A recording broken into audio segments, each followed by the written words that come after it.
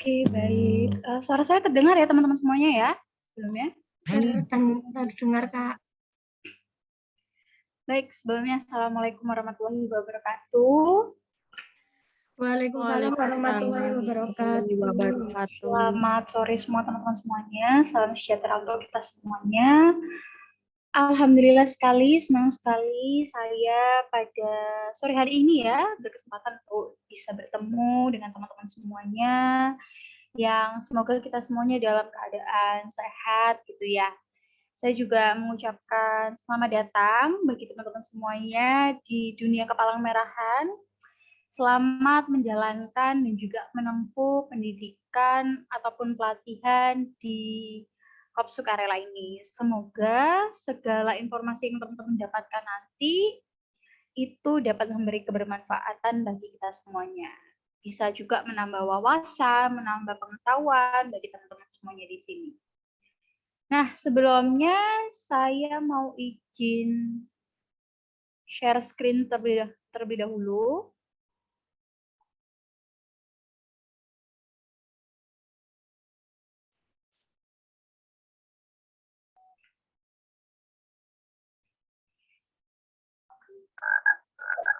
Oke, apakah sudah nampak di layar teman-teman semuanya?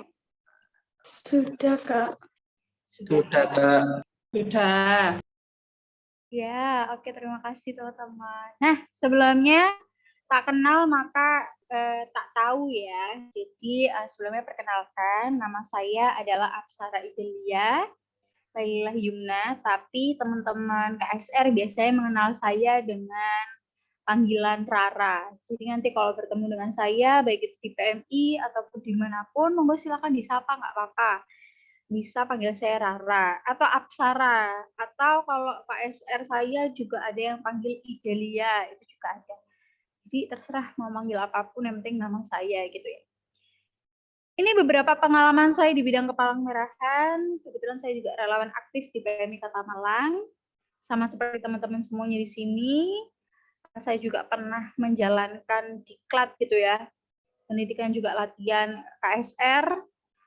Dari situlah saya punya banyak pengalaman di bidang kepalang merahan, baik itu pelatihan maupun pengalaman kebencanaan dan juga pengalaman-pengalaman lainnya.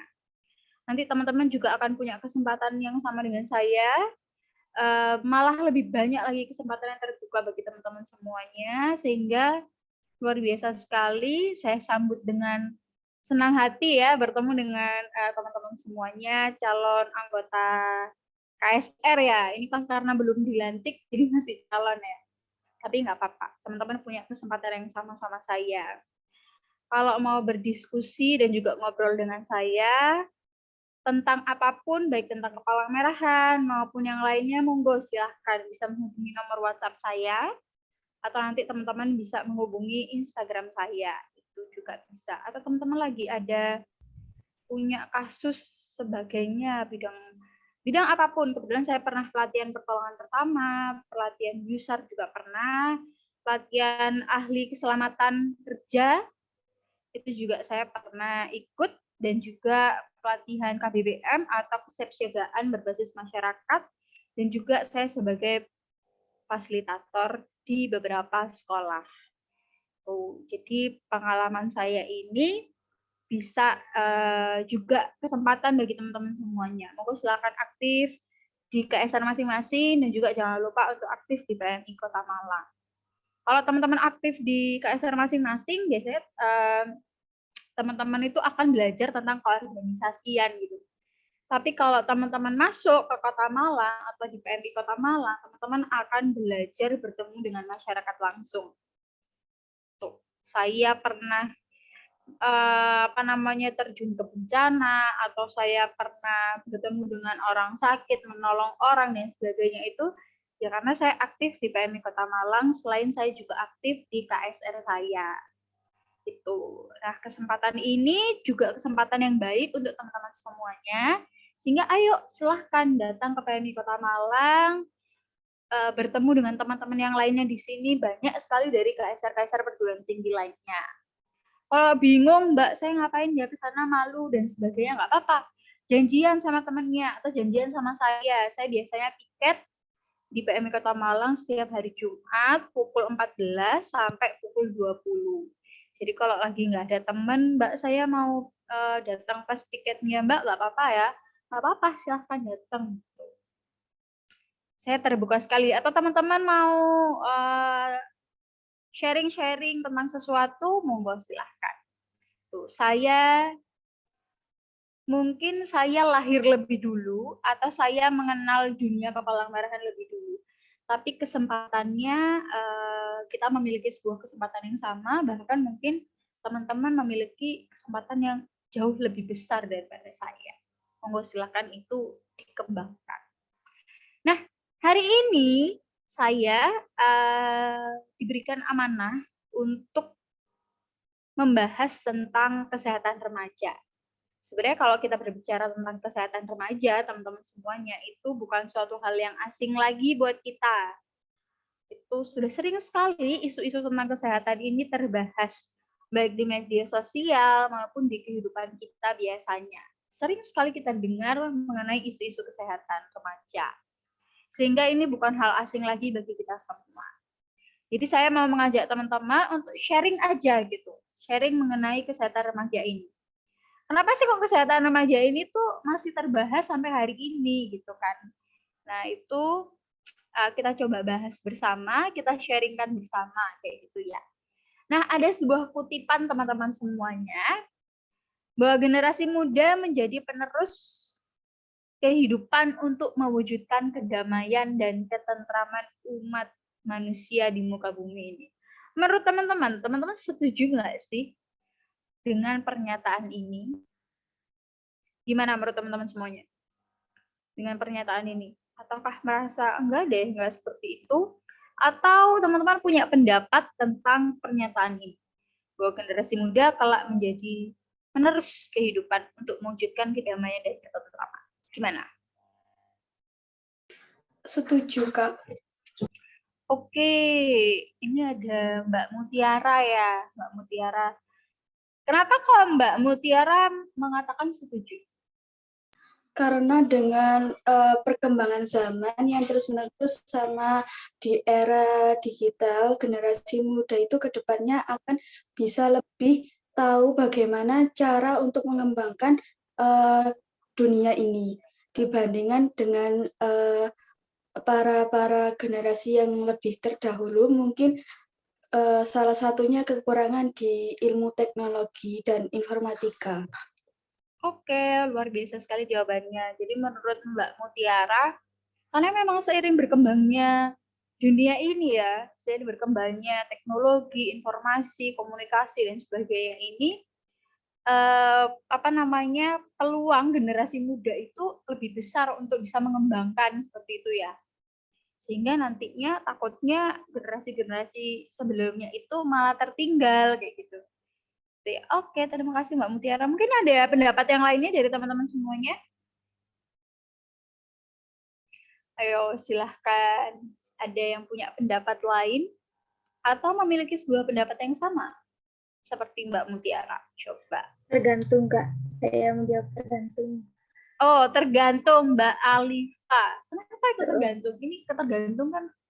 Ya, tergantung, Kak. Apakah generasi mudanya ini bisa diajak untuk bekerja sama saling mendamaikan muka bumi ini, atau misalnya generasi muda ini sudah terpengaruhi oleh era globalisasi yang mempunyai dampak negatif seperti gaya-gaya yang kebarat-baratan atau yang lain-lain, sehingga mudah untuk dipengaruhi dan diprovokasi. Nah, kalau misalnya generasi muda yang mudah dipengaruhi dan diprovokasi, itu bagaimana generasi muda bisa menjadi penerus kehidupan bangsa kita gitu contohnya. Nah, apalagi di era sekarang ini banyak generasi muda juga yang sudah terpengaruh oleh intoleransi juga, radikalis gitu. Nah, itu makanya jawaban saya tergantung, soalnya nggak semua generasi muda itu mampu diajak untuk saling bersatu, bekerja sama, dan mempunyai pemikiran yang terbuka untuk menjaga ketentraman dan kedamaian umat manusia di muka bumi ini. Oke, nice. Luar biasa sekali Mbak Alifa. Mbak Alifa punya pandangan, sebenarnya nggak berbeda ya pandangannya. tetapi memiliki sebuah kekhawatiran gitu ya, bahwa mungkin nggak semua generasi muda bisa kita ajak untuk membangun dunia ini bersama-sama gitu. Bahkan pengaruh-pengaruh negatif, nah ini bisa beresiko bagi perkembangan dunia ini. Oke, luar biasa sekali ya, Mbak Alifa dan Mbak Mutiara. Nah, betul sekali teman-teman sekali. Teman-teman sudah memahami konsepnya bahwa ternyata dari pandangan kita itu nggak semua remaja atau nggak semua generasi muda bisa kita ajak maju bersama gitu. Nah, itulah kenapa ada namanya kesehatan remaja. Bahwa teman-teman semuanya, Palang Merah Indonesia itu merupakan sebuah atau menjadi salah satu lembaga yang menyiapkan para remajanya agar mampu memiliki atau mampu mewarisi kehidupan tersebut.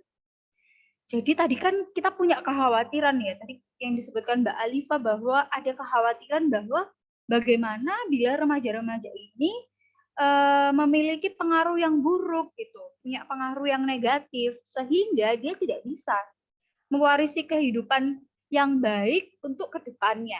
Nah, disinilah peran Palang Merah Indonesia. Palang Merah Indonesia itu sejak tahun 1996, sejak tahun 1996, Palang Merah Indonesia tuh sudah ikut andil. Jadi ikut andil untuk mengupayakan bagaimana remaja-remaja sekarang atau bagaimana remaja atau generasi berikutnya ini memiliki sebuah peranan yang penting, memiliki dampak yang positif, menyiapkan para remaja-remaja ini memiliki karakter-karakter yang positif. Nah, itu melalui pendidikan remaja sebaya atau melalui Young Peer Education. Jadi Palang Merah Indonesia ini menyiapkan para remaja-remajanya. Tuh. Bagaimana cara Palang Merah Indonesia dalam menyiapkan remaja-remajanya untuk bisa mewarisi kehidupan tersebut adalah melalui pendekatan, melalui pendidikan, melalui kegiatan-kegiatan kemanusiaan, sama seperti kita hari ini. Sama seperti teman-teman hari ini, kita bertemu, kita berbicara tentang Palang Merah. Itu adalah menjadi salah satu cara Palang Merah Indonesia untuk menyiapkan teman-teman semuanya. Untuk menyiapkan adik-adik kita PMR, untuk menyiapkan teman-teman kita KSR, agar kita memiliki karakter-karakter kepala merah. Pasti teman-teman kemarin sudah mendengar atau belajar tentang kepala merahan. Di sana ada prinsip-prinsip, ya kan? Ada prinsip yang dipelajari. Kenapa sih? Apa sih makna prinsip untuk seorang relawan palang merah? Nah, itu punya peranan, itu untuk memiliki sebuah peran untuk menciptakan generasi-generasi muda yang siap untuk mewarisi kehidupan tersebut. Nah, salah satunya juga melalui Young Peer Education atau kesehatan remaja atau pendidikan remaja sebaya. Nah, tujuan adanya Young Peer Education ini selain untuk mempersiapkan para remajanya, itu juga memiliki tujuan agar para remaja-remaja ini itu memiliki bisa bisa memberdayakan dirinya untuk tahu kesehatan, untuk bisa meningkatkan sebuah kesejahteraan. Jadi kalau ada permasalahan isu-isu kesehatan remaja, remaja ini udah aware, saya harus ngapain, mana yang baik, mana yang buruk, mana yang boleh, mana yang tidak. Nah, itu melalui Young Peer Education. Karena sekarang kita lihat sendiri ya, seperti yang dikatakan Mbak Alivia tadi ya, banyak sekali sudah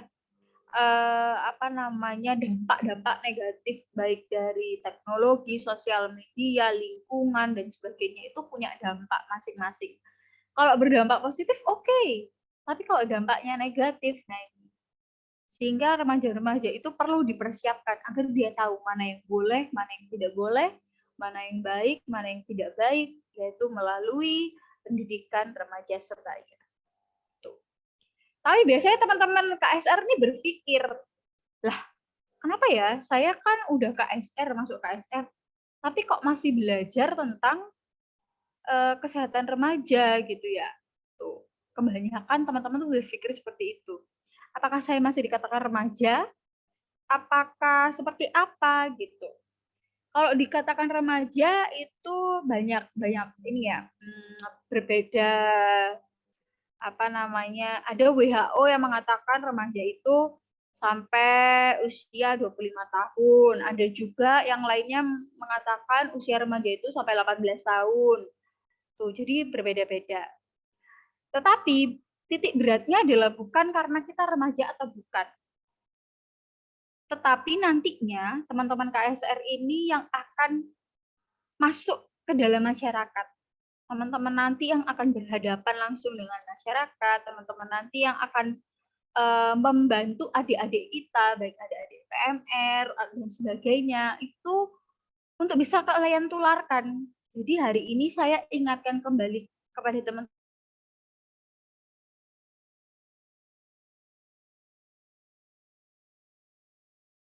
Dan ketika teman-teman itu bertemu dengan adik-adik, atau teman-teman bertemu dengan masyarakat, teman-teman bisa menularkan hal-hal positif ini. Teman-teman bisa membawa dampak positif ini. Teman-teman bisa meringankan isu-isu kesehatan remaja yang ada di masyarakat kita. Harapannya seperti itu.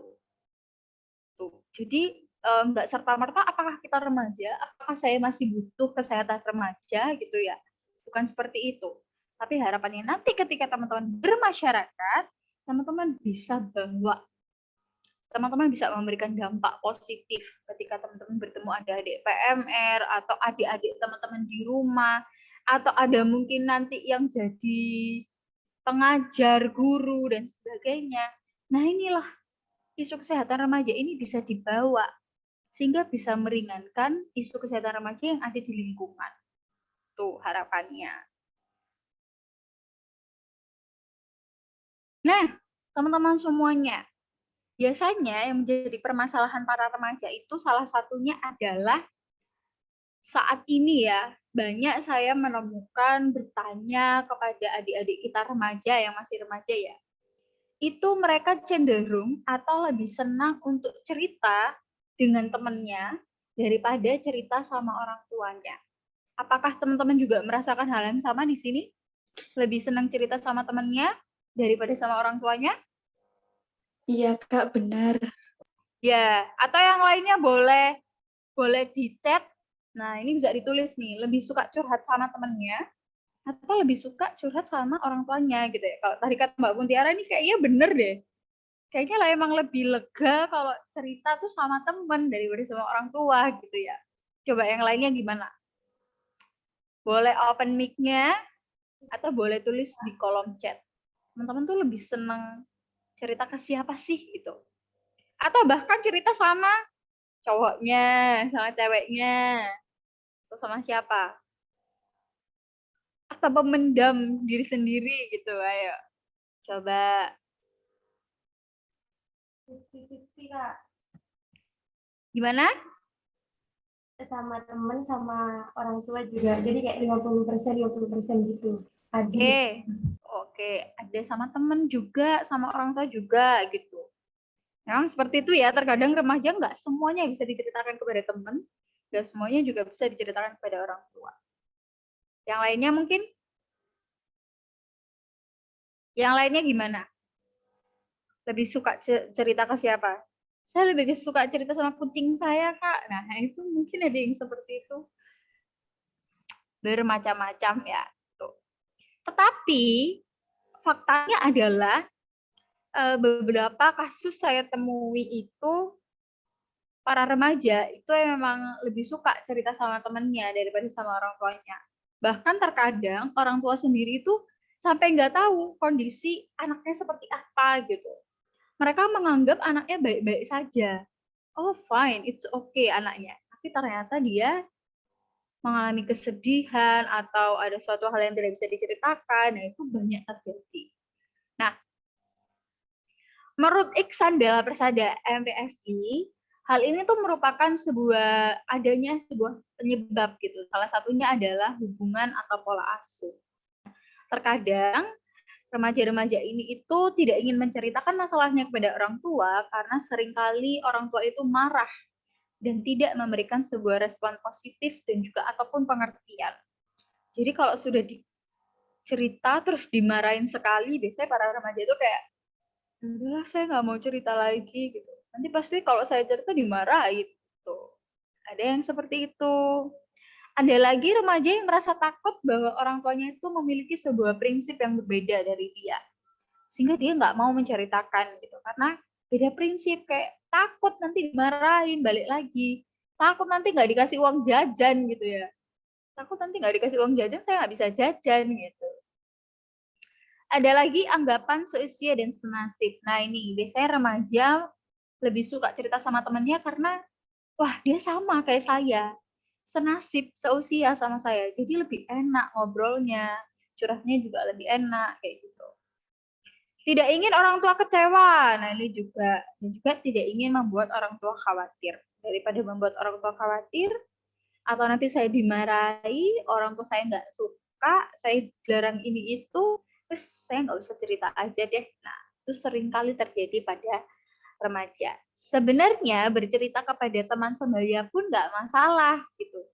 Nggak ada salahnya kok cerita sama teman sebayanya atau sesama seusianya, atau mungkin ada yang cerita sama cowoknya, atau kalau zaman sekarang ya cerita sama ceweknya, sama pasangannya, nggak masalah.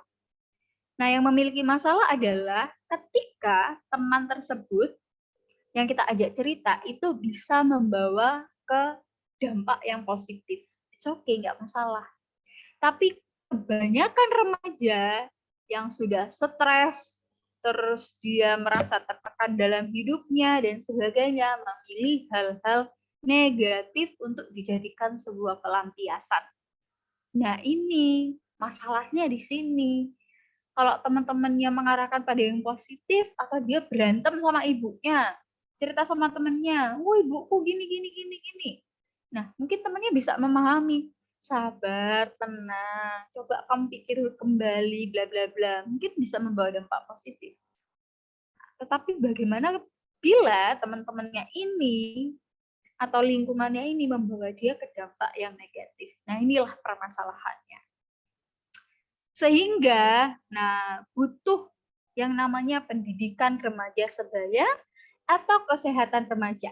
Karena mulai tahun diciptakannya pendidikan remaja sebaya ya, tahun 1996 itu sampai hari ini pun isu-isu kesehatan remaja itu masih banyak sekali. Gitu.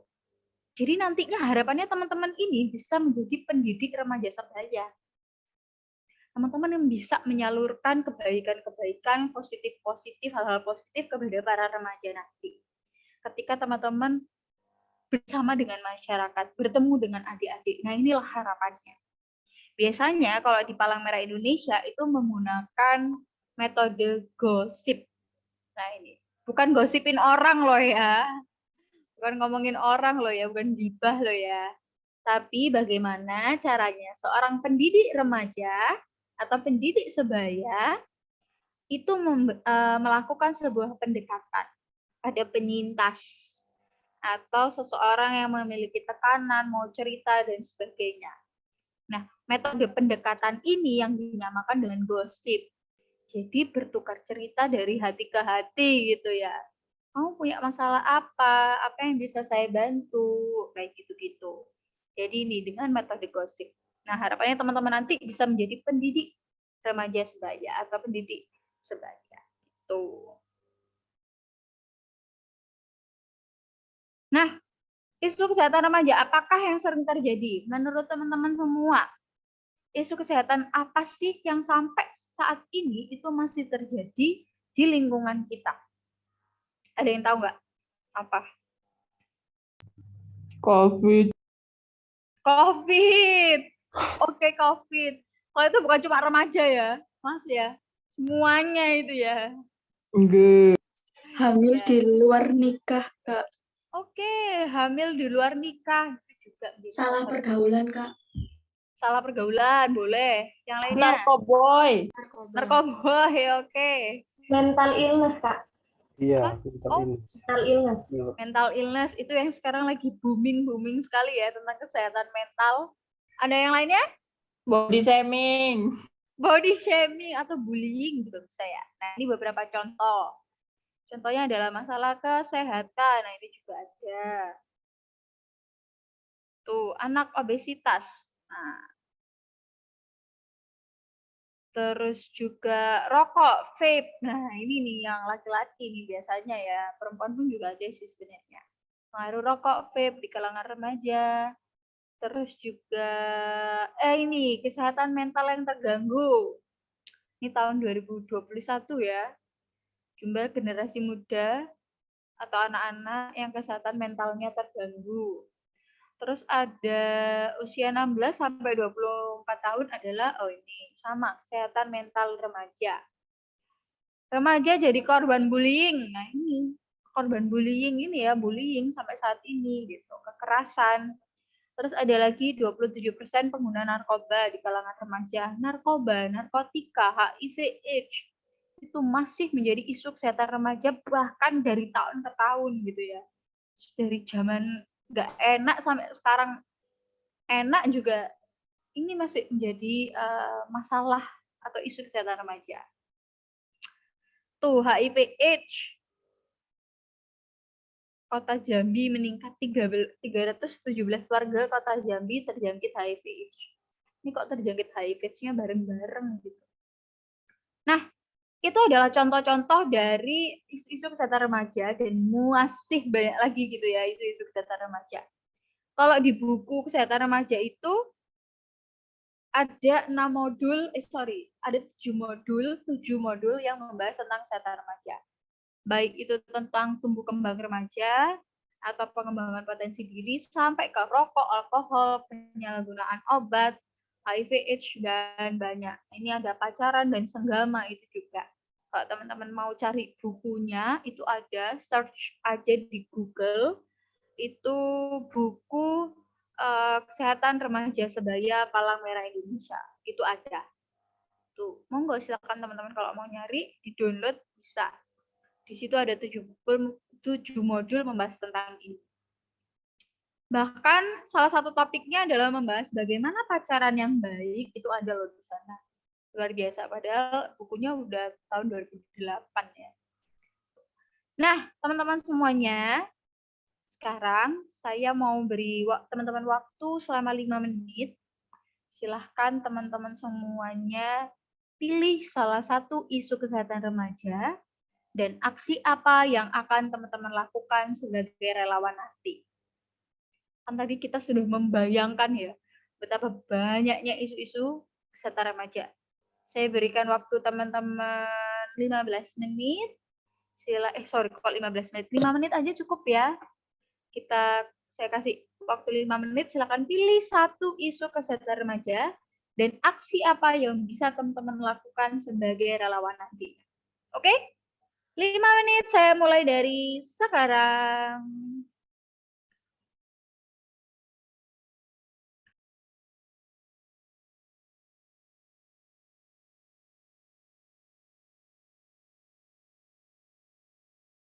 Atau teman-teman punya kelompok-kelompok gitu nggak sih?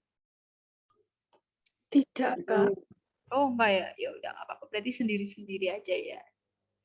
Apa-apa, coba pilih satu aja. Aku nih apa? HIV AIDS, terus itu kita penyuluhan, selain penyuluhan. Ya penyuluhan, terus omong-omongkan begitu. Boleh, boleh.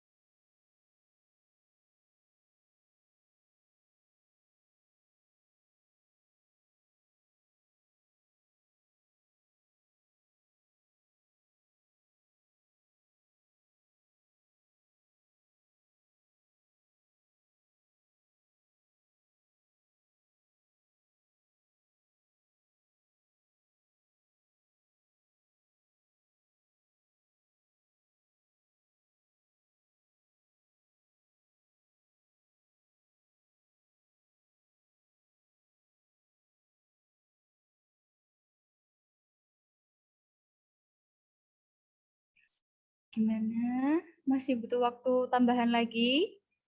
Sudah. Wah, mantap. Sudah. Yang belum ya, kita tunggu temannya dulu yang belum. 4 menit lagi ya, sampai jam 4 lebih 10.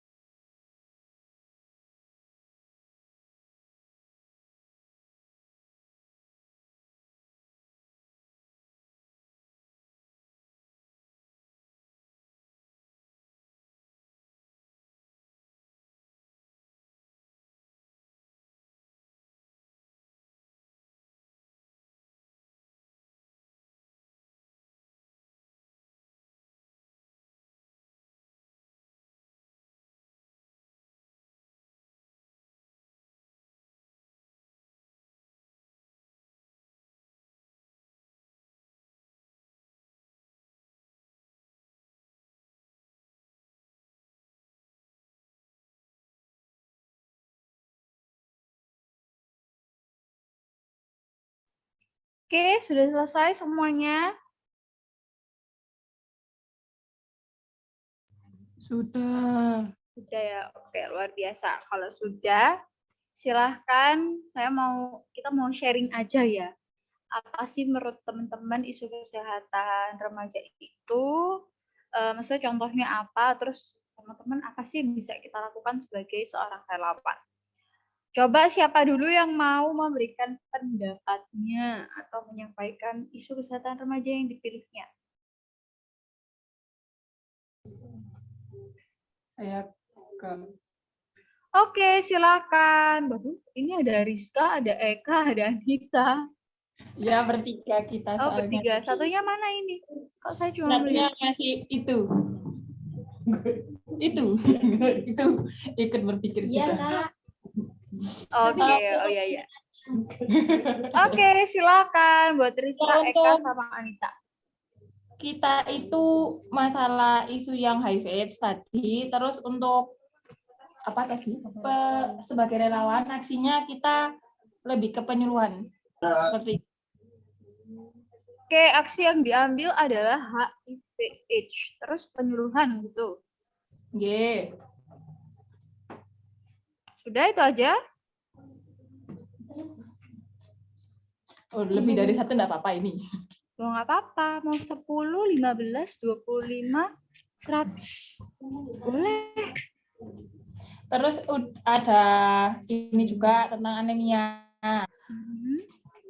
Itu beberapa sekolah ada yang mengalami dan lebih mayoritas banyak yang mengalami anemia. Jadi untuk isunya anemia, terus untuk aksinya kita lebih ke pemberian obat penambah darah secara rutin begitu. Terima kasih Mbak Rara. Sama-sama. Jadi tadi ada 2 yang diambil sama Rizka, Eka, dan Anita, yaitu HIV/AIDS dan juga anemia. HIV/AIDS tadi memilih aksi yaitu penyuluhan, terus anemia tadi membagikan obat penambah darah gitu ya. Oke, baik. Next, ada yang lainnya? Di sini ada berapa orang ya? Ada 32 orang. Mohon izin, Mbak Rara, saya. Oke, silakan Mbak Mutiara. Saya mengambil masalah yang terjadi, yaitu terjadinya bullying. Karena banyak remaja-remaja itu yang masih melakukan tindakan tersebut, bahkan ada juga yang korban itu mengalami cedera. Nah, tindakan yang dapat kita lakukan sebagai relawan, yang pertama kita harus memberikan contoh terlebih dahulu. Jadi sebelum kita melakukan sosialisasi atau memberikan pendidikan, kita yang memberikan contoh terlebih dahulu. Setelah kita bisa menjadi contoh yang baik, lalu kita ajak untuk bisa berkegiatan positif, agar remaja-remaja itu bisa mempunyai kesibukan dan juga melalui kegiatan positif tersebut kita bisa mengedukasi dan memberikan ilmu-ilmu bahwa mengenai bahaya bullying, contohnya seperti itu. Kemudian dari kegiatan itu kita juga bisa menjalin pertemanan. Dengan menjalin pertemanan, kemudian menumbuhkan rasa kekeluargaan, mungkin hal tersebut bisa mencegah terjadinya bullying. Seperti itu, Kak. Oke, terima kasih Mbak Mutiara, luar biasa sekali tadi mengambil sebuah aksi, mohon maaf, mengambil sebuah isu kesehatan mengenai bullying gitu ya. Karena ternyata di lingkungan kita, itu masih marak sekali ya, masih banyak. Dengan cara aksi yang dilakukan adalah memberikan contoh dulu. Kita mulai dari diri kita sendiri, baru kita memberikan pendidikan, pengajaran kepada orang lain, sehingga harus dimulai dari diri sendiri. Terus juga tadi mengajak mereka untuk melakukan kegiatan-kegiatan positif, sehingga mereka sibuk untuk hal-hal positif gitu ya, nggak sibuk atas hal-hal negatif. Terus juga edukasi, sosialisasi, dan juga menjalin sebuah pertemanan atau kekeluargaan. Luar biasa sekali. Kita lanjutkan dulu, nanti kita akan bahas bersama-sama gitu ya. Kita lanjutkan dulu ke teman-teman yang lainnya. Monggo silahkan. Siapa lagi? Aduh, Kak. Yang mau memberikan ini. Mas Fahrul ya? Fahrul. Oke, silahkan. Iya. Kalau saya ngambil narkoba, Kak. Terus aksi yang saya akan aksinya pastinya sosialisasi. Ya, silakan Mas Fahrul. Udah kedengaran nggak, Kak? Halo. Isu yang saya ambil adalah narkoba, terus aksi yang saya lakuin sosialisasi, mengajak setiap individu untuk memerangi narkoba. Oh ya, Kak, yang lebih lagi itu menekankan ke remaja bahwa narkoba itu enggak baik gitu loh. Terus yang paling penting adalah mengajari lebih bisa speak up lagi. Di daerahnya mungkin ada transaksi narkoba bisa menjadi pelapor nomor 1 gitu. Mungkin.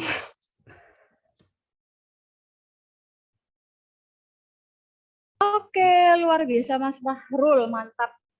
Tadi mengambil sebuah isu kesehatan yaitu tentang narkoba, terus juga ada melakukan sosialisasi, terus mengajak mereka untuk menjauhi gitu ya. Terus juga tadi memberikan mereka pengarahan gitu ya, pada intinya narkoba itu nggak baik gitu. Terus juga tadi lagi speak up Kalau di lingkungannya ada transaksi narkoba gitu ya, waduh berat ini. Oke, mantap, luar biasa Mas Fahrul. Kita lanjutkan dulu ke isu kesehatan lainnya. Coba siapa yang berani? Harus Saya berani Kak, ya. Oke, silahkan Mas Muhammad Rizal Arifin ya. Monggo. kesehatan mental Kak. Kita harus mendengarkan setiap orang tersebut berbicara dan menjaga agar orang tersebut tidak sendirian di kamar karena bisa menyebabkan bunuh diri juga Kak. Sosialisasi,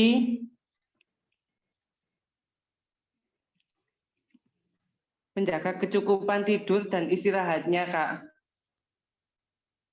Jika sudah parah kita bisa merujuknya ke pengobatan kesehatan mental, psikoterapi atau stimulasi otaknya Kak. Gitu Kak. Oke, luar biasa. Terima kasih Mas Rizal ya.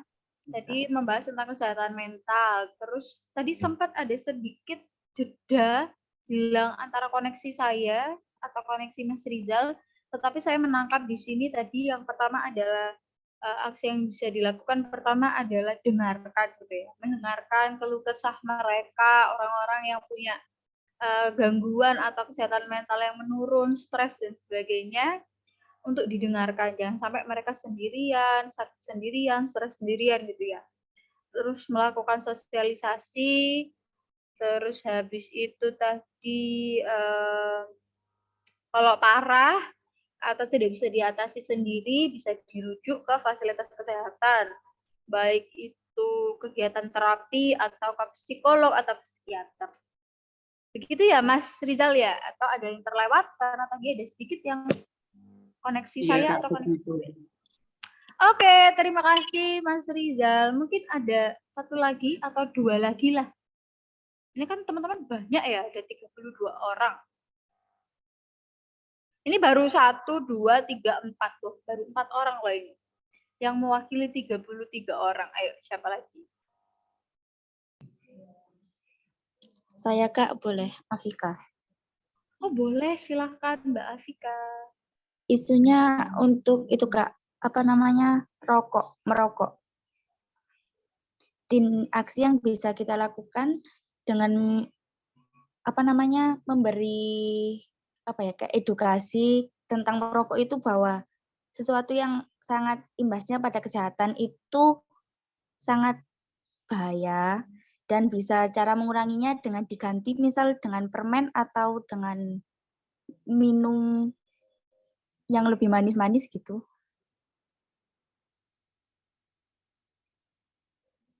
Makasih Kak. Oke, kembali kasih Mbak Afika. Tadi mengambil isu kesehatan tentang rokok. Terus juga aksi yang bisa dilakukan adalah memberikan edukasi bahwa apa sih bahaya merokok gitu ya. Terus juga mungkin bisa menggantikan atau bagaimana caranya kalau sudah merokok nanti jadi nggak merokok lagi, mungkin dengan menggantikan makanan-makanan manis, minum permen dan sebagainya. Oke, luar biasa. Satu lagi, saya ingin mendengar suara satu orang lagi.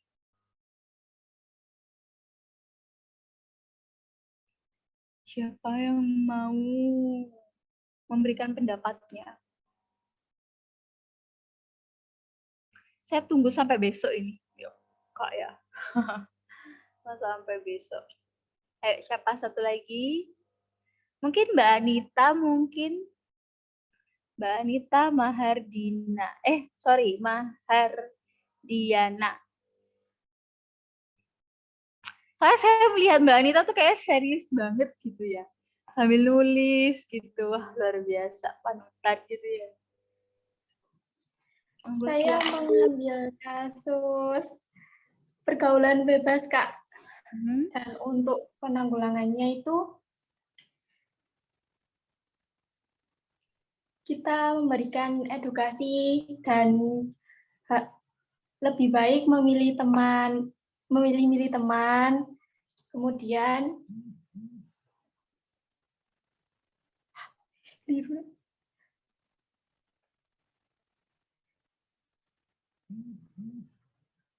Sudah Kak, mungkin itu. Oke, luar biasa, mantap sudah ya. Tadi Mbak Anita membahas tentang pergaulan bebas, bisa dengan aksi, edukasi, dan juga lebih memilih untuk berteman, memilih pertemanan gitu. Oke, tadi sudah dijelaskan oleh teman-teman semuanya. Ada 1, 2, 3, 4, 5, 6. Ada 6.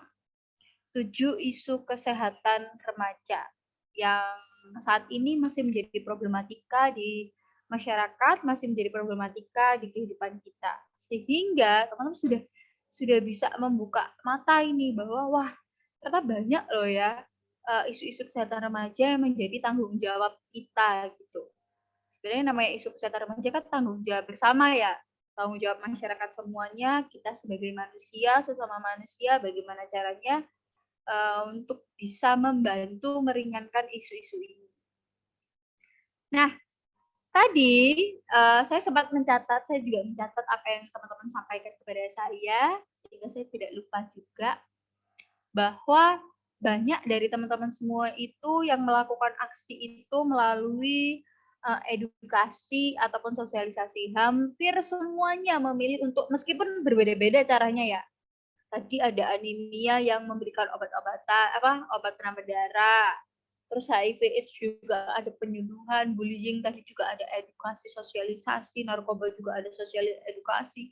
Semuanya, hampir semuanya ada sosialisasi dan juga edukasi. Meski tambah-tambahan aksi yang lainnya.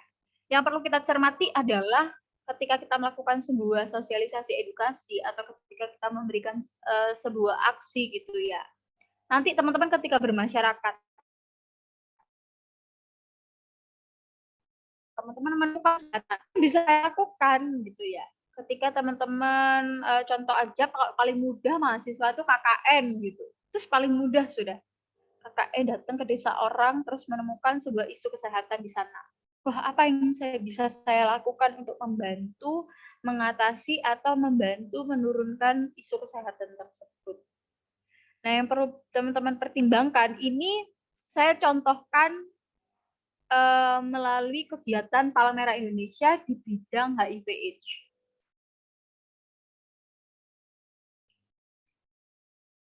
Jadi pola pikir ini bisa teman-teman terapkan ketika teman-teman mau menyelesaikan atau membantu mengurangi isu kesehatan. Ini bisa membantu gitu ya, pola pikir ini.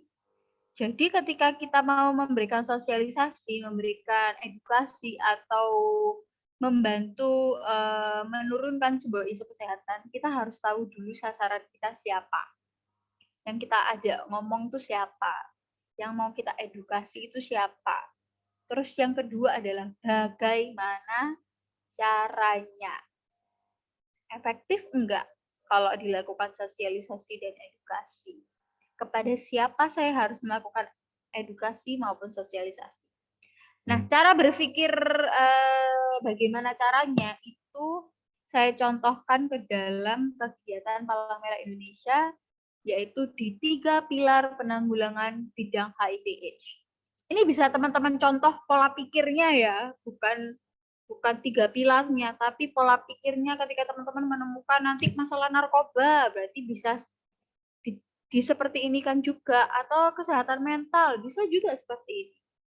Yang pertama adalah yaitu melakukan tindakan pencegahan. Luar biasa sekali. Teman-teman tadi sudah banyak yang mengatakan salah satunya adalah bagaimana kita bisa memberikan sebuah pengertian kepada mereka bahwa rokok itu enggak sehat, rokok itu enggak baik, narkoba itu enggak baik, narkoba itu enggak sehat.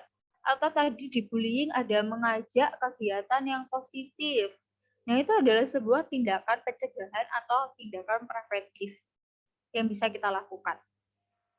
Jadi ketika kita mau mengatasi sesuatu, yang pertama adalah kita harus tahu dulu siapa sih gitu.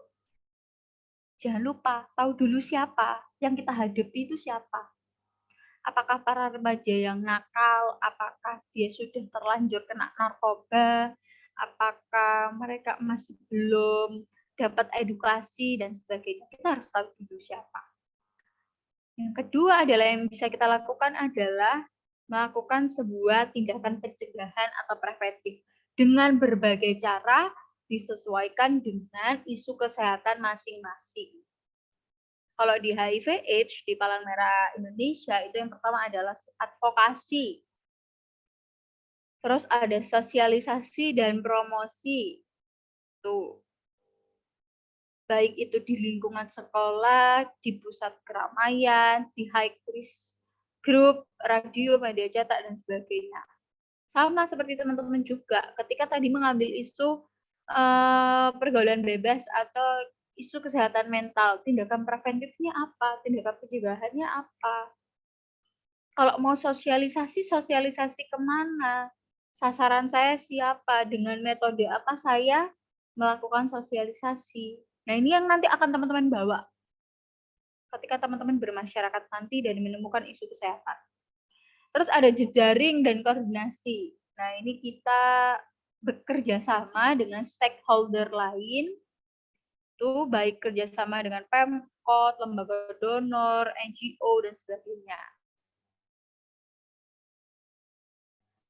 Terus ada behavior, nah ini juga, dan juga pendidikan sebaya. Behavior change, bagaimana kita mengubah pola komunikasi, pola perilaku yang biasanya masyarakat begini, jadinya begini. Yang biasanya negatif jadi positif. Yang biasanya nggak baik jadi baik. Kita coba itu. Gimana ya caranya kita bisa mengubah tuh melalui behavior change communication. Nah, itu juga tindakan preventif atau pencegahan. Setelah teman-teman sudah melakukan sebuah tindakan preventif, teman-teman sudah melakukan sebuah pencegahan, teman bisa analisa kembali. Bagaimana kalau dia sudah menjadi penyintas atau menjadi korban atau menjadi pelaku gitu ya. Ternyata dia sudah kena narkoba atau sudah pakai narkoba. Ternyata dia adalah pelaku bullying. Atau ternyata dia adalah korban bullying. Ternyata dia adalah sudah merokok, pergaulan bebas dan sebagainya, HIV/AIDS dan sebagainya. Yaitu yang bisa kita lakukan adalah melakukan perawatan dan dukungan, care and support. Nah, bagaimana tindakan kita ketika ternyata orang ini udah kena narkoba gitu. Ternyata orang ini tadi itu mentalnya udah nggak bisa diatasi sendiri. Dia sudah depresi yang berat gitu. Nah, makanya ada care and support, bawa dia ke fasilitas kesehatan, rehabilitasi. Terus tadi ada teman-teman ada yang ke psikiater dan sebagainya. Itu adalah bagian dari kita care and support kepada penyintas, kepada pelaku, kepada korban. Nah, itu care and support. Kalau di Palang Merah Indonesia, bidang HIV/AIDS itu ada information center, ada hotline HIV/AIDS, ada home based care, ada counseling pre and post. Nah, ini ada rujukan ODA, orang dengan HIV/AIDS ke rumah sakit, support, dan juga penyediaan darah atau produk aman HIV/AIDS. Nah, ini caranya. Sama seperti teman-teman tadi. Jadi ini tuh pola pikir ini bisa teman-teman bawa ketika teman-teman menemukan isu kesehatan. Dan yang terakhir itu adalah anti stigma dan diskriminasi. Sama ketika tadi teman-teman menemukan ada yang punya gangguan mental atau gangguan pada kesehatan mentalnya, sama kita anti stigma dan diskriminasi terhadap orang tersebut. Kita care and support dia tanpa kita diskriminasi atau kita stigma gitu ya. Masalahmu tuh gak ada apa-apanya. Masalah aku lebih berat daripada masalah kita. Itu kan berarti kita nggak care sama mereka gitu. Dan juga ke teman-teman yang lainnya, nggak judgement terhadap situasi atau kondisi seseorang. Atau ternyata dia itu kena narkoba atau kena HIV/AIDS, terus kita judgement sama dia. Ya memang pergaulanmu itu begini gitu. Padahal harusnya kita mengarahkan, oke, nggak masalah. Ayo kita perbaiki bersama. Harusnya yang seperti itu. Ayo mulai hari ini kita perbaiki bersama. Kamu bisa jauh lebih baik, saya akan bantu. Nah, itu juga bisa. anti stigma dan diskriminasi. Nah, kalau di Palang Merah Indonesia menyelenggarakan kegiatan-kegiatan yang melibatkan ODA, itu juga bisa. Terus juga memberdayakan ODA sebagai relawan Palang Merah, terus menghadirkan para ODA di kegiatan-kegiatan penyuluhan HIV/AIDS. Nah, dan juga pemasangan banner-banner seruan PMI terhadap peduli HIV/AIDS. Nah, ini adalah sebuah pola pikir atau pola konsep yang bisa teman-teman terapkan ketika teman-teman menemukan isu-isu kesehatan remaja lainnya. Jadi sekali lagi, kenapa kita membahas tentang kesehatan remaja itu bukan semata-mata karena, oh apakah kita dianggap remaja dan sebagainya, enggak.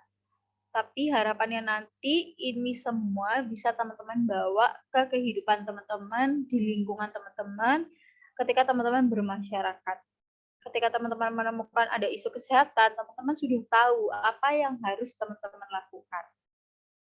Tapi juga jangan lupa bahwa kita bukan superhero yang bisa sendirian. Teman-teman bisa ajak masyarakat yang lainnya, pihak-pihak berwajib, maupun menggandeng stakeholder lainnya. Mungkin seperti itu.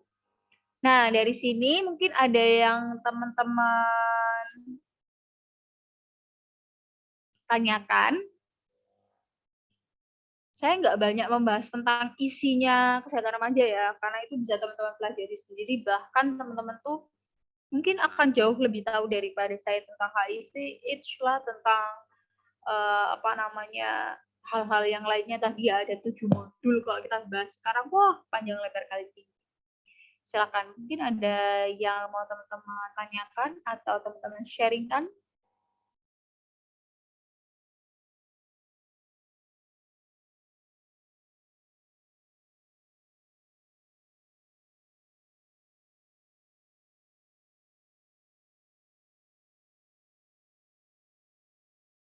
Nggak ada? Dari sini teman-teman bisa memahami maksud dan tujuan dari kesehatan remaja untuk KSR ya. Harapan saya sih bisa teman-teman pahami.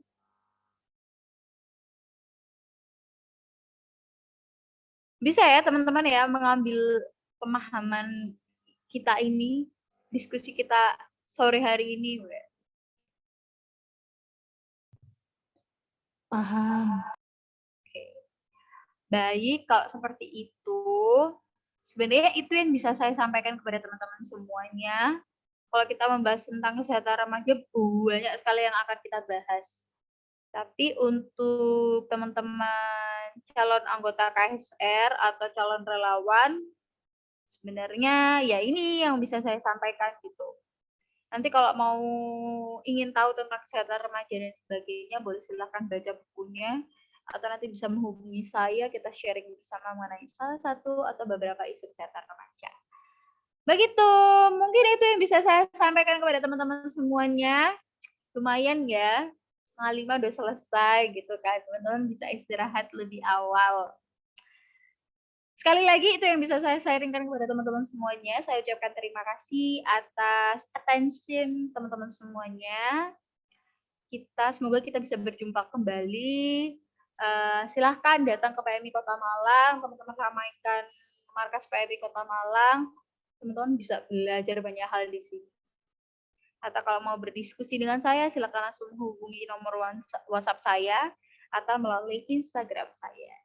Saya ucapkan terima kasih, mohon maaf bila ada salah kata perbuatan. Sampai jumpa, saya tutup. Wassalamualaikum warahmatullahi wabarakatuh.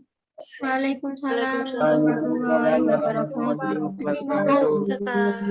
Oh iya, Atas materinya yang ya saya disampaikan. minta bantuan teman-teman untuk ngisi ini ya, apa namanya, salah satu link evaluasi untuk saya.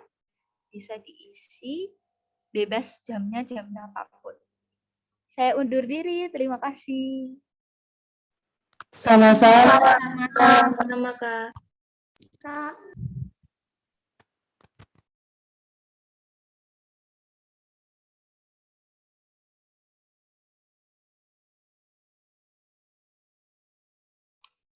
Baik, untuk acara sudah selesai. Terima kasih atas partisipasinya. Kita jumpa besok lagi jam 8. Oke, terima kasih untuk semua. Bisa live. Dan saya akhiri. Wassalamualaikum warahmatullahi wabarakatuh. Waalaikumsalam warahmatullahi wabarakatuh. Waalaikumsalam warahmatullahi wabarakatuh. Jangan live dulu, mungkin ada evaluasi harian seperti kemarin. Oh ya, monggo. Saya kemarin tidak ikut Zoom kayak soalnya kendala sinyal kayak Monggo, silakan.